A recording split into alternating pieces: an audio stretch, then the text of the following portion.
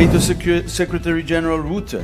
said lately Իսրայելի արտաքին գործերի նախարար Գիդեոն Սաարը մտադիր է կիրակի օրը երկրի նախարարների կաբինետին ներկայացնել բանաձև Օսմանյան կայսրության գոյության վերջին տարիներին հայ ժողովրդի նկատմամբ իրականացված ցեղասպանությունը պաշտոնապես ճանաչելու վերաբերյալ, հայտնել է The Times of Israel պարբերականը, հղում անելով իսրայելական արտաքին քաղաքական գերատեսչությանը։ Այս նախաձեռնությունը, որն անխուսափելիորեն կհանգեցնի Թուրքիայի դիվանագիտական դժգոհությանը, նոր փուլ է Իսրայելի արտաքին քաղաքականության մեջ, որը երկար ժամանակ խուսափում այդ հարցի պաշտոնական ճանաչումից դիվանագիտական զգայունության պատճառով։ Այնուամենայնիվ, վերջին տարիներին Իսրայելի եւ Թուրքիայի միջև հարաբերությունների կտրուկ վատթարացումը, հատկապես նախագահ Ռեջեփ Թայիփ Էրդողանի կողմից Իսրայելին Գազայում ցեղասպանության մեջ մեղադրելու համատեքստում ստիպել է Իսրայելին վերանայել իր դիրքորոշումը։ Իսրայելի ԱԳՆ-ի կողմից առաջարկին կից ներկայացված բացատրական տեքստում շեշտվում է, որ չնայած պատմական հիմնավորված ապացույցներին, հայոց ցեղասպանությունը շարունակում է մնալ Թուրքիայի կողմից կազմակերպված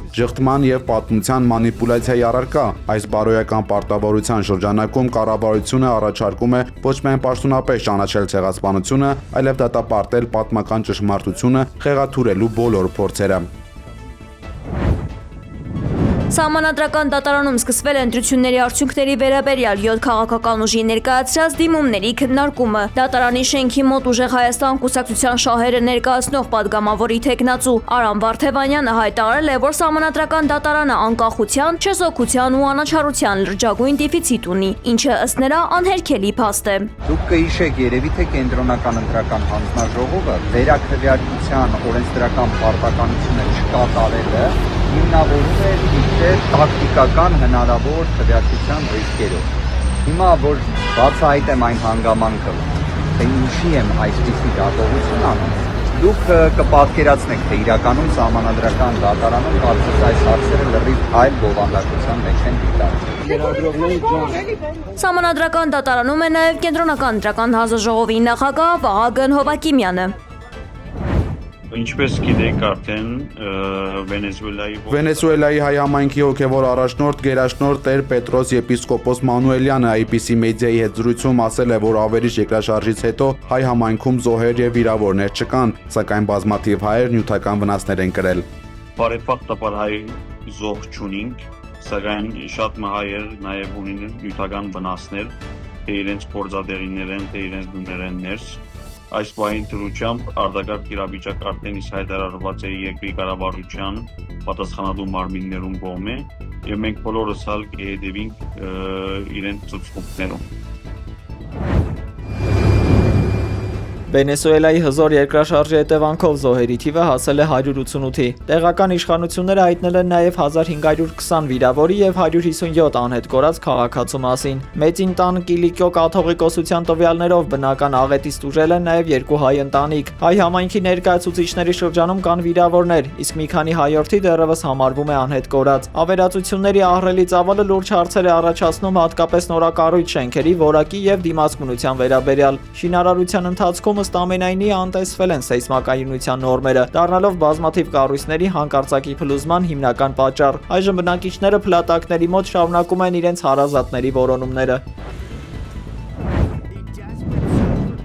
ԱՄՆ-ն $150 միլիոն կհատկացնի Վենեսուելային երկրաշարժի հետևանքների վերացման համար, դրանց թվում $50 միլիոն տեղերում աշխատող հումանիտար խմբերին եւ $100 միլիոն ՄԱԿ-ի մարդասիրական հարցերի համակարգման գրասենյակին, հայտնել է ԱՄՆ պետքարտուղարությունը։ Գերատեսչությունը նաև Վենեսուելայի է ուղարկում աղետների արձագանքման թիմ, որի կազմում ներառված են մարդկանց որոնողափրկարարական աշխատանքներում մասնագիտացված 2 ջոկատներ։ Ռուսական ուժերը Իսկանդեր հրթիռներով եւ շահեդ անօդաչու թռչող սարքերով հարվածել են Պոլտավայի մարզի Կրեմենչուկին։ Հարվածների հետևանքով վնասվել են արդյունաբերական ենթակառուցվածքներ, առաջացել են էլեկտրամատակարարման մասնակի անջատումներ։ FPV անօդաչու թռչող սարքերի հարվածներով Սումիի մարզում ոչնչացվել է Ուկրաինայի զինված ուժերի ռազմամթերքի պահեստը։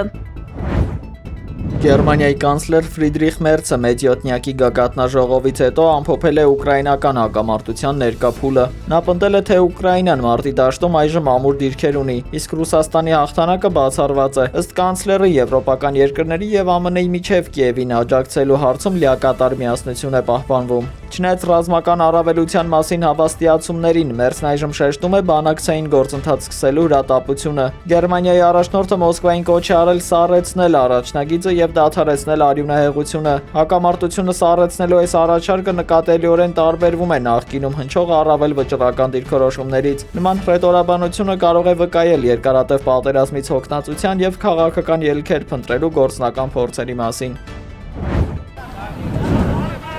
Լիբանանի առողջապահության նախարարությունը հայտնել է, որ մարտի 2-ից հունիսի 25-ն ընկած ժամանակահատվածում իսրայելական հարձակումների պատճառով զոհվել է 4230 մարդ, եւս 12179 բնակիչ ստացել է տարբեր աստիճանի մարմնական վնասվածք։ Իսրայելական զորքերը շարունակում են բռնազավթված պահել Լիբանանի հարավային շրջանները, վերջին ներխուժման ժամանակ առաջանալով երկրի խորքն ավելի քան 10 կիլոմետրով։ Այս տարածքների մի մասը իսրայելական վերահսկողության տակ է գտնվում տասնամյակներ շարունակ, իսկ մնացած հատվածները գրավել են վերջին տարիների պատերազմների ընթացքում։ Ստեղծված իրավիճակում Միացյալ Նահանգներն ու Իրանը փոխըմբռնման հուշագիր են ստորագրել, փորձելով դադարեցնել ռազմական գործողությունները մի քանի ճակատներում։ Փաստաթղթի հիմնական նպատակը Լիբանանում եւ տարածաշրջանում տևական խաղաղության համաձայնագրի հասնելն է։